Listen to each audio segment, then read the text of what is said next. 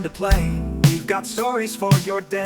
From Onefinity, it's clear to see the finest CNC. It's the Cutting Edge Podcast. Let's take a flight with design. Welcome to episode 9 of the Cutting Edge Podcast, presented by Onefinity CNC. I'm one of your hosts, Morgan Hopp. You can call me Morgan, and I'm Stone. You can call me Stone. After last episode, we had a it was like a milestone episode, and we're kind of struggling to think about, like, what are we going to talk about next time? Like, how do you follow that up? And so we talked about it, and I think we're gonna talk about failures, not just failures, but like, so when you're learning a CNC and you have no foundation, no background, you're going to make mistakes. And so Stone and me are just like all of you. We all had to start somewhere, and we all made mistakes. So we're going to share some of our stories. We would love to hear some of your nightmares about learning the CNC, things that went wrong, and how you recovered from them. So that's what we're doing today. Yeah, I mean, obviously, a lot of people think CNC is just push a button and go, but there's a lot more that goes into it, and it's really easy to mess things up. So hopefully through all of this, we can tell you what we've done, how we've messed things up, and reduce some of your mistakes. But it's one of those things where it's kind of a do as I say, not as I do, because, you know, I still break a lot of stuff. Yeah. There's snapping bits, and just there's all kinds of stuff. And even somebody who's been doing this for a long time, there's still like little things that you can overlook and mess something up. I do it all the time. Almost everything that I do, I have to do twice, at least twice. So this, I guess the point of this is to let all of you people who are new to this craft know that you are not alone. And when you make a mistake, you're not dumb. Stone and I are at least as dumb, if not dumber than you. And, but we're still here. Our machines survived. We're still here. We're still doing it. And if you make a mistake, just move past it. So that's kind of the whole point, is we want you guys to feel more comfortable with it. Just don't be scared. Just do stuff. Even when you fail, it's fine. Exactly. You just got to keep moving on to the next thing. But like Morgan kind of alluded to, there's a lot of different ways that you could mess things up. So let's just kind of dive in and talk about some of the ways that we personally have messed things up in the past. How's that sound? That sounds good. Okay. So I guess I can start. So I when I started working for Onefinity, I could count on one hand how many times I had actually used a CNC machine. I learned on a Axiom CNC, and nice machine, it's fine. But I didn't have a ton of experience with it. I mean, I did a few things. And so when I got the Onefinity, it sat in the box for over a year before I ever actually even put it together, and then another couple months before I ever actually cut anything, because I was scared of it, because I was scared of messing something up. So over the years that I've been working with Onefinity, new stuff comes out, and I do videos, so I'm responsible for announcing it, showing it off, making it look cool. But a lot of times when I get something, it's like either a prototype or like the first run of something, and it's not like the final production run. And so all the machines that I have in my shop are Frankenstein machines. They are just they're not production versions, and so that can present a few challenges in terms of, like, when I create instructional videos on how to do something, I say, 48-inch capacity. The format that I have is like the first one that was ever made, and it's just slightly less than 48-inch capacity. Mm-hmm. Now, the production versions are slightly over 48 inches. It's proud of 48 inches. So Yeah. don't worry about that. But mine is a little bit shy. So I have to kind of like maneuver things to get them to work the way that I need them to be able to instruct people. One of the big things I would say, the first like big thing that comes to mind is when we came out with the Z20 Z slider, the Beefy Z. It hadn't occurred to me that I had to change the settings on my machine when I hooked that sucker up, because I just put it on there. You know, it's easy to install. 4 bolts, Yeah. put it on, bada bing, bada boom. I didn't change any of the settings, and I tried to just cut something. And so because the ball screw and everything is just bigger, when the controller sends code to that Z slider, it thinks that everything is smaller, and so because of it's a bigger Z slider, everything moves faster and further than the machine thinks that it is. Mm-hmm. So I was trying to do just a flattening toolpath.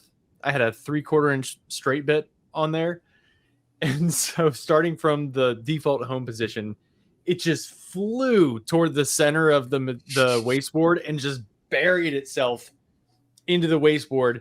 And it didn't snap the bit. What it did was it ripped the Z slider off of the gantry block completely. Just ripped it out.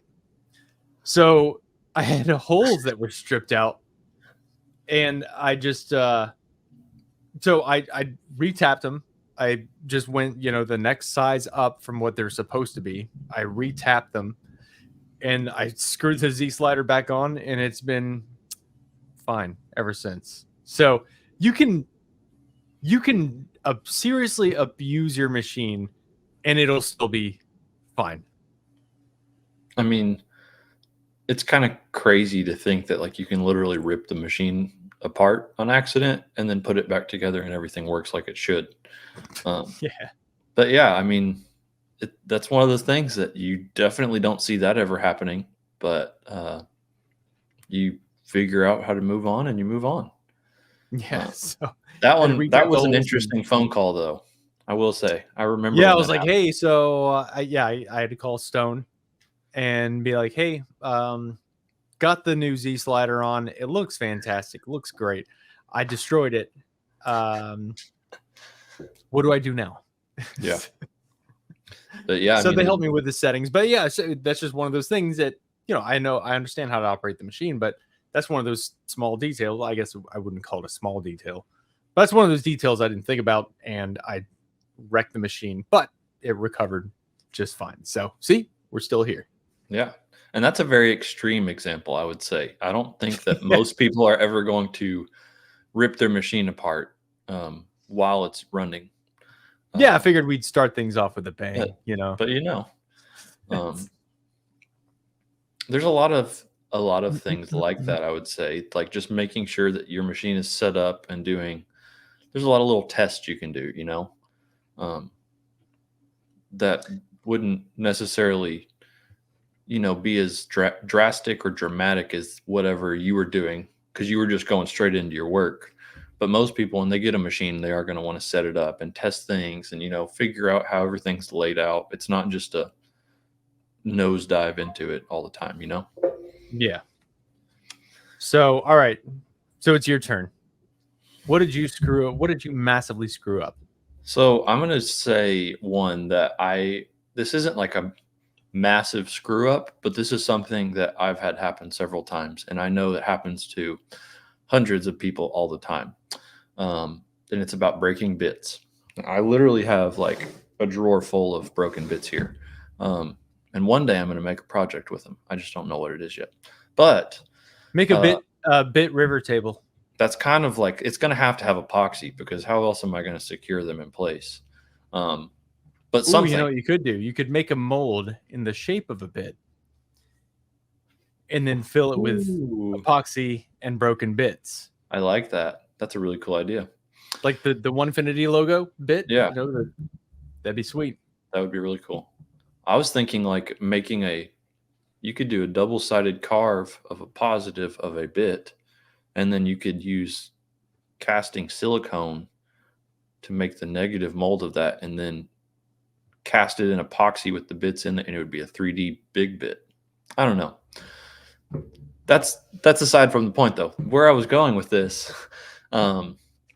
breaking bits happens a lot, and that is typically not going to happen when you're actually running the machine.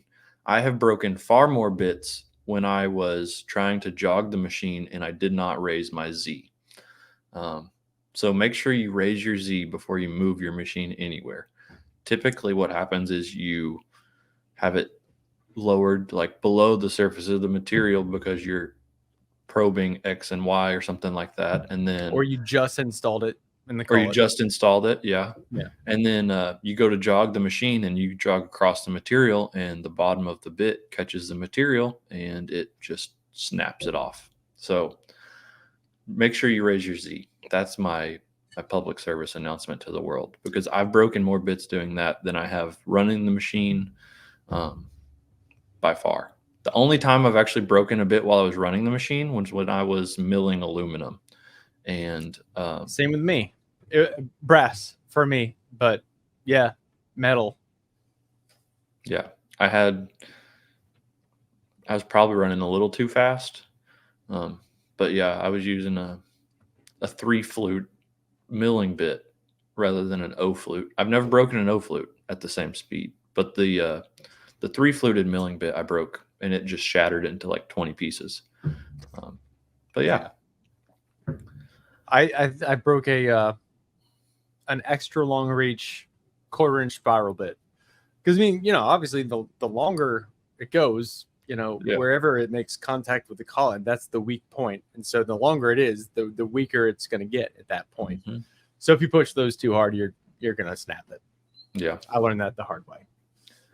You ever try to probe for Z without attaching the magnet to the collet? Oh yeah, I've done it so many times. I literally did it yesterday. And it just goes right into the wasteboard and just keeps on pushing. Yep. And then I just panic and hit the E-stop. And yeah, that's another one of those things. I don't usually hit the E-stop, and I don't know why, but I feel like hitting the E-stop, unless you absolutely have to, it typically makes things worse. Because I panicked. I mean, that makes sense. That's exactly what it's for. It's the panic button. It is a panic button, for sure. But like I know, like on the Elite series, it's not as big of a deal because it alarms now. So that'll help you out some. But yesterday I was actually probing the top left corner of a piece, and I went to probe my Y-axis, so it came back down and touched the top of the block. Well, I didn't realize that my my plug on the probe was not in the probe. So it literally just ran into it and it just kept trying to run. And somehow it didn't snap the bit. But I could literally see like my router starting to angle backwards whenever it was pressed up against the probe. And I kind of stepped back because I was afraid it was going to explode and like hit me in the face. Yeah. But breaking bits, that's a big one. There's a lot of ways to avoid breaking bits, but raise your Z slider before you jog. What's another good one? What's another way to? So this is one thing that I've seen a lot of on the forum, and I've definitely experienced this. Is I've had difficulty with running toolpaths on my Pro machine because it's running a Makita router, and the speed dial on those things over time can get a little janky. And so I've had my Makita router slow down significantly on me in the middle of a carve, and then it just comes out terrible. I had to do it over again, and that's not necessarily anything that I did wrong, but again, it's one of those outside factors that I can't control that that affected the success of my carve. And so if that happens to you, you're not alone. That happened to me, and I know that it happens to other people. And there are solutions for that.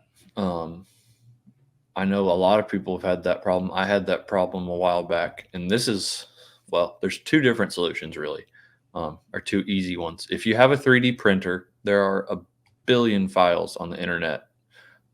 If you search something like Makita dial 3D print, you'll come up with a bunch of little things that'll just snap in place. And what they do is they have little teeth on them that slide into the grooves on the dial so that it can't move.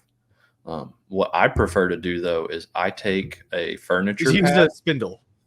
Well, I mean, you could use a spindle, I guess, but we don't support those technically. So the little foam furniture pads or felt furniture pads. If you get one of those that's like an inch around, just a circle, and you cut it in half, what you can do is you can take the 4 screws that hold the bluish green plastic piece onto the top of the Makita router. You take those out from the bottom, that plastic piece will lift off, and you can stick that foam pad inside of the casing right on top of where the dial would be, upside down. And what it does is when you put it back on, that felt is soft enough that it compresses so you can still turn the dial, but it holds tension so it won't slip and turn while the router is running and vibrating. That is a great solution. I have it on all of my routers, and I haven't had a problem since I've done it. So I've got some felt pads here, and I've got it. Well, actually, I had to replace my Makita router. It just got in the mail, got delivered yesterday. I haven't put it on the machine yet, but the reason I had to replace my Makita router, this is a failure that probably is not going to be all that common, but again, we're just sharing horror stories that maybe one day you'll run into. Hopefully you won't. Hopefully our telling of them will help you avoid those. But I put everything on my shop on smart plugs that I can tell Alexa to turn on and off. And but for whatever reason, and I don't know if this is something that I can change in the settings, but by default, if one of those smart plugs loses power, as soon as it is reconnected to power, by default, it'll just turn on.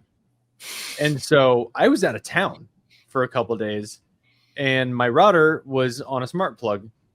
I had it, set to off in Alexa, but as soon as it reconnected to power, it just turned on. Now, it wasn't cutting anything. It wasn't, it was just sitting there floating in space, but it was spinning at full speed for, I don't really know how long it was going. A couple days sounds like. Probably a couple days, but I mean, those things overheat. You can't. That's why people get spindles. Well, it's one of the reasons people get spindles. You can't run one of those trim routers that, even though they're very nice, we love those Makita routers. You can't just run them for days on end, and expect them to not overheat or just burn out. So it burnt out. Yeah, I'm sure the brush is probably burned up. And so I'll probably, before I ever fire it up, I'll probably go ahead and do the felt pad thing. It's worth it for sure. Yeah. But yeah, I'm sure the brushes burn up on your router running that long continuously. I have one that I've had for 4 years now, and it's just now starting to like squeak, like the bearings are getting ready to go out. Yeah. But they'll last a while if you take care of them and they don't, have random occurrences where they run for days at a time. Yeah. And that's the convenience of having my dust collector, because my dust collector is under my workbench. Get out of here. Because my dust collector, I gotta put myself on like do not disturb or something while I'm doing these. I've never gotten a call while recording an episode, and we're on episode 9 now. Man, I'm impressed because I think I got 3 on the first one. Really? Well, people like you more than me, so I don't know about that. Anyway, I don't know about that. I don't even know where I was going with it. Where was I going? I was talking about. Oh, we were talking about so I do. Yeah, so I do really the convenience of having my router and my dust collector, because my dust collector is under my workbench and I have to like open it up and climb in there if I need to do anything with it.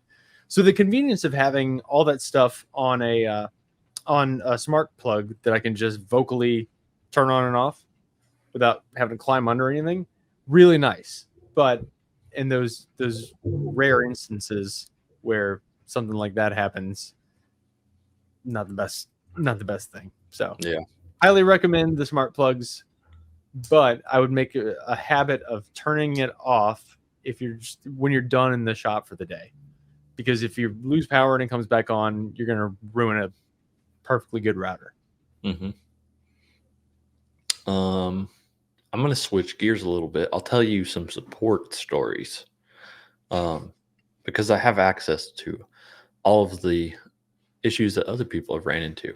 And two of the scariest ones, I would say, both involved people who left their machine unattended while it was running. Um, so one was our friend Ben Myers. So I don't know when this was, sometime in the last year or so. Ben, um, he told me about it later after this happened. But basically, what he did was he was trying to uh, cut some stuff out of a sheet of MDF, and he set up his file, got it everything zeroed, pressed go, and then he walked off. Um, and what ended up happening was, uh, at some point, his bit had actually pulled the spindle down into the material because he had his uh, plunge rate set too high. So it pulled the spindle down into the material, bogged it down at first, but then the spindle kind of caught up. And basically, it just sat in one spot, because the machine had alarmed, but the spindle was still going. And the spindle just sat there with the bit in there and just spun in place for 20 or 30 minutes. And he walked back into the shop to check on it, and it was smoking. So it hadn't started a fire yet, probably because it was MDF and not like a natural wood, Yeah. MDF doesn't burn well, but it was hot enough that it was literally just smoking just from spinning in place for so long. So that's a reason not to leave your machine unattended. That's how you start fires. That is literally how you start fires. You look at any movie or TV show, if somebody's stranded on an island, they'll take a stick and put it on another piece of wood and just start spinning it real fast. Exactly. And that's exactly how you do it. And if you want to hear more about starting fires, I'll tell you the second story. So the second story I have about leaving your machine unattended, and this is an even bigger no-no, because I mean, I'm not gonna lie, I obviously I have my machines in the room next to me, but I'll still leave them, and you can listen. You have to be within earshot. I would say that's the minimum. But if you are running a laser, you should never, ever, ever leave your machine unattended. And here's why. I had a customer who shall not be named who had a laser add-on for their machine. Was it all for And Ben? this was not also Ben. This was a customer that I am not acquainted with. Well, I guess I kind of am now. But anyways, this customer was running their laser, and they started a job and left it unattended, and their laser did this. It did the same thing that happened with Ben, where the machine was stopped in place, but the laser was continuing to fire. And because of this, the laser continually firing in one spot, it is going to first burn it like it normally would. And then that burn is going to get deeper and deeper and deeper and hotter until it eventually bursts into flames. So this happened with this person, and they got it cleaned up, got the machine back to normal. It didn't affect anything really other than the laser head, I think. But a few weeks later, they reached back out, and they had the exact same issue, and they thought it had to have been something with the machine. But this is why we say don't leave your machine unattended. But Why is anyways, their machine stopping? It ended up place being still something, I firing? believe, with the way the file was set up. There was an issue with the file, but he ended up sending a video in, and you could see in the background there was a child sitting nearby coloring or something like that, and the adult had left the room, and the fire happened again, and the child sat there for about a minute maybe 2 minutes before they even realized there was a fire in the room. So it's very important. One, don't leave your laser unattended, and definitely don't leave it unattended with children. Yeah, So don't leave your child unattended. in the shop is, yeah, that's, I mean, like, I know people have their kids in the shop. That's a good thing, but there's Unless also, it's one of those kids that you can rent for a couple hours to look after your machine while you're running stuff if you got other errands to do. oh, we just got demonetized so fast. Wow. I don't know what the prices are like in Texas or Canada or anywhere else, but in Florida, those kids are super expensive. So I have to just keep an eye on the machine by myself. Gosh. Anyway, that's Oh man. just a little tip to be thrifty We're not in that business, Morgan. for our listeners. But no, yeah, don't leave your machine unattended. Or kids. Again, do as I say, not as I do. So another thing that I have, well, I mean, there's no story that I have that's all that exciting or really worth telling, but I've had just dozens and dozens and hundreds probably of work holding failures while running an operation, not securing my material, and it not only wrecking the material, but also also breaking the bit or pulling the dust boot off to where like it's not, things start getting jostled around, and then the dust boot comes off and the bit is still spinning, and then the insert on the dust boot gets torn up, and then it's just a whole mess. So secure your material. That's Yeah. I know that it's policy, everybody knows secure your material down, but really, really be careful. Like, don't just take extra care in doing that, because you're going to wreck a bunch of stuff if it comes off. Make sure it's actually attached well. Don't just put it down and then assume. What I mean, like, the easiest thing to do is just like take your hands on the piece and grab the back edge and try to pull it forward or push it backward. Just making sure that it's not moving when there's some sort of force applied to it, especially I can't talk today.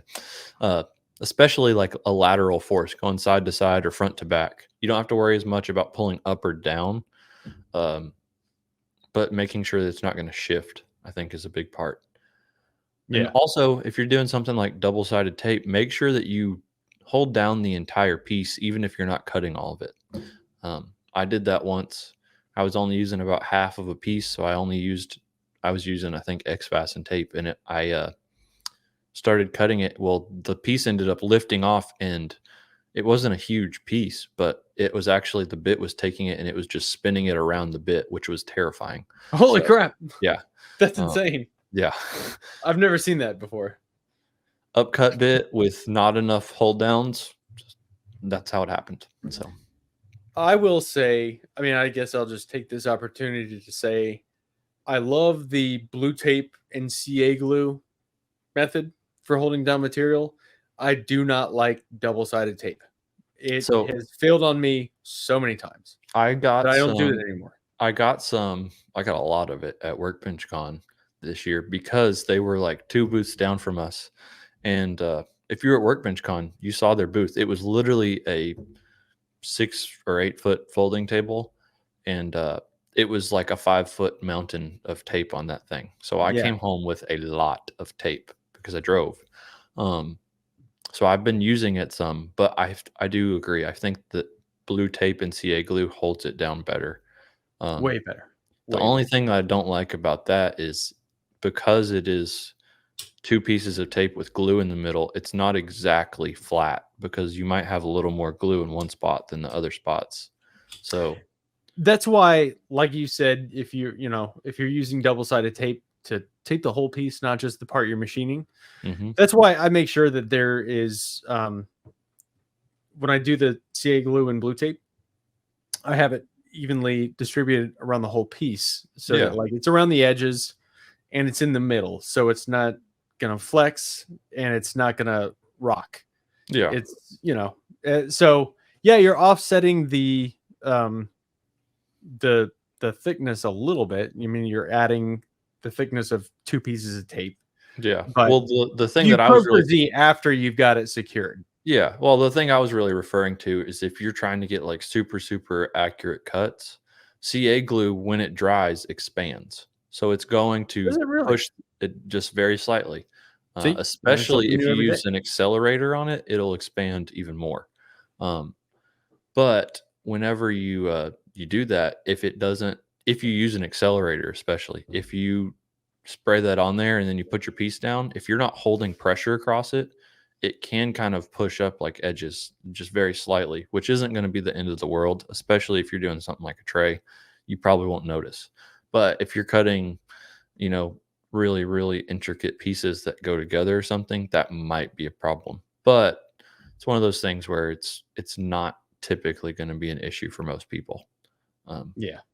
but when you're trying to put pieces together, that's one of those things like it's just an extra step you got to think about. Yeah, but I mean, take the take the time to do that step rather than rather than destroying material or breaking Bit, a bit or all that other stuff that's going to end up taking you way more time. yeah, for sure. Um, and speaking along, so work holding is one thing. Also, I've had failures in my hose not being long enough to reach where my machine is cutting, Hmm. and it pulling the dust boot off, and because it's a magnetic connection there. And so if there's enough tension on it, the magnets are good, but with enough tension, it'll pull off, and then your bit's still spinning. And then if it's cutting deep enough, then the collet is rattling around on the inside of that insert. It Hmm. gets real, it gets real messy. Yeah, So that's another thing that I have done countless times, and just something to watch out for.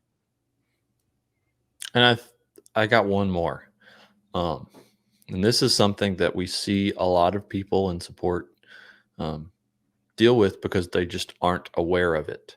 Um, Sensitive electronics like the controller that runs the CNC, the motors that are on the CNC, those things in general are just more susceptible to electrical interference. And that's because they are sensitive electronics that are, working in specific units of voltage and things like that. And when you get extra voltage, especially from things like uh, the outlets in your shop, whether you have a VFD or something like that, something high voltage that puts off a lot of electrical noise.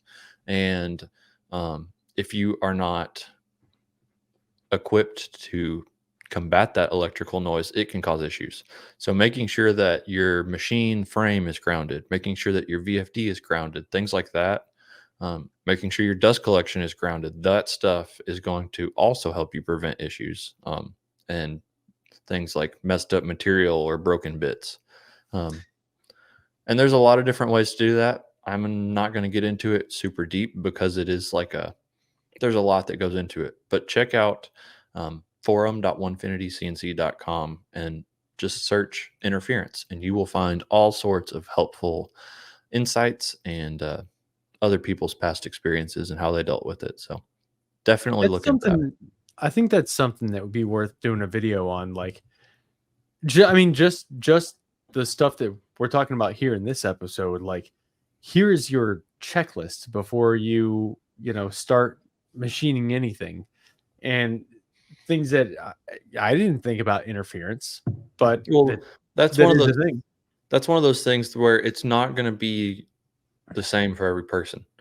Um, some people never have a problem with it. Some people have problems when they run their router and the rest of the machine on the same circuit because um, the router puts off a lot of noise too. So routers in general are one of the noisiest um, power tools out there, I would say. So And we're just not make talking decibels. We're not talking. talking decibels. We're talking about electrical noise. Think of like static from your TV. Um, whenever you don't get a good signal, um, so it'll cause issues. it can cause, or I say it can cause issues, I should say. But it's not the same for every person. So just do things like trying to make sure your machine isn't set up near your breaker box, near your sub panel. Trying to keep, like I said, your frame grounded. Keeping things grounded is going to be major key there. And that's why I think it would be worth doing a video on that, because I wouldn't even begin to know how to ground anything. Well, How like do I you said, ground something? well, I mean, it depends on what you're grounding. Like Oh, your electrical outlets, most people now, unless your house is really old, your outlets are going to be grounded, which makes it a little bit easier. But like grounding the frame and everything together just to make sure that there's no interference, big help for sure. Even if you Well, haven't thank had you, problems Stone. with it, I still recommend it. Thank you, Stone, for the least helpful answer of all time. I still Like I don't know said, how to ground my just frame. there's not enough time because we're on a time crunch today. And two, there's just so many different situations that we could get, like that could be a full episode by itself. That's what I'm saying. That's why I think we should at least do a video for YouTube of all that stuff that I didn't think about and would have no idea how to do, like framing, like grounding a frame or whatever you said. Yeah, That's nuts. just grounding the machine itself. Yeah. Anyways, we'll have to look into that. I'm gonna have to pull some research on that together and see what the most common ones are, and maybe we can do something with that. That sounds good. But in the meantime, I'm doing a live follow up in about 8 minutes or so on the video that we just put up on our YouTube channel. So What was the I'm video? gonna take over. It's the one about cutting doing a 2-sided 3D carve. To do that, to demonstrate it, I made a spoon because for whatever reason, that's like a thing that a lot of people love doing on the CNC. I don't get it, but it's real popular, and it is actually kind of took me a long time to figure out how to do it. So that's what I'll be going on and answering questions about today. So 2-sided 3D carves. We're gonna have some fun with that for sure. I knew what the video was about, but I wanted you to tell the people so they could hear too. So y'all go watch Morgan's video. You won't regret it. It's a good one. All right. Well, with that, I think we're going to sign off. We would love to see some comments. Share your horror stories about things that went wrong on a carving operation. And you know what? It'll make us feel better knowing that when we see your comment, we know that you wrote it and that you're still alive and you're still here and you're still doing it and enjoying it. So that's what I want to see. I want to see all of your stories. You don't be embarrassed about it. It's going to help people learn. So put it up there. We'd love to see it. And we'd love to hear from you guys. One more thing before we sign off is this past week, we have officially started our raffle for Makers for St. Jude. So if you're not familiar with it, Makers for St. Jude is a collective group of makers that are in this community. And Onefinity is a brand sponsor this year. So we are just now starting off, but for the next 3 weeks, it'll run through September the 18th, I believe. We are raffling off a Pro Series Woodworker bundle. So it'll come with the Onefinity Pro Series Woodworker, a 7-watt plus JTech laser. That is the new revamped version. It'll come with a touch probe, a wireless joypad, and our Suckit Dust Boot Pro. So make sure that you go get you some raffle tickets. It's $30 for 1 entry, $50 for 2, or you get 5 for 100. And every 100 after that, you get an additional 5. So it's for a good cause. All the money goes to fund children's cancer research. So we're proud to be a part of that, and I hope you guys will get involved. You can find those links in my bio, in the Onefinity bio on Instagram, and if I can convince this guy, I'll get him to put it up in his too, so you can find it there. But yeah, so be sure to check that out. If nothing else, donate some money for a good cause and get a chance to win the CNC. So that's all for this week. I'll definitely put it up profile. Jude's one of my favorite Saints. He's probably like the best one. And just a little strategy for you guys. So like if a machine is three grand, if you just buy 200, what is it? They're $30. So I forgot to say the value of the entire bundle, without the shipping cost, it would be $3,700 plus probably $300 or $400 in shipping, depending on where you are. So this is a $4,000 bundle that you have the chance to get for $30. Like, yeah, if nothing else, get one ticket. Little strategy for you here is if you've been shopping for a CNC and you want to get one anyway, buy $2 grand worth of raffle tickets, because that seriously increases your odds of winning this thing. And then you get a machine for $2 grand that you were already planning on spending the money anyway. And then all that money goes to St. Jude. Again, my favorite. That's a very good point. So just buy a bunch of raffle tickets. Buy as many as you want. But yeah, so that's what we got going on. We appreciate you guys tuning in this week. And we'll catch you next time on the Cutting Edge Podcast presented by Onefinity CNC. Thanks for listening. Y'all be good. Bye. Bye.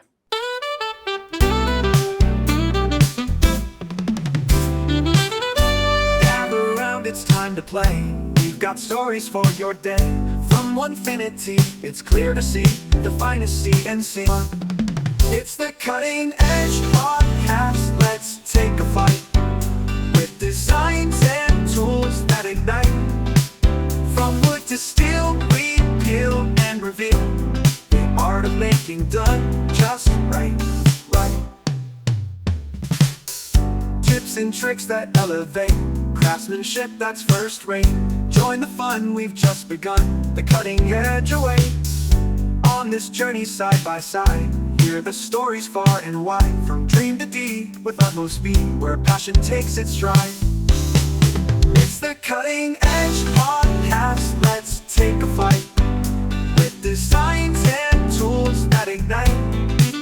From wood to steel, we peel and reveal the art of making done just right.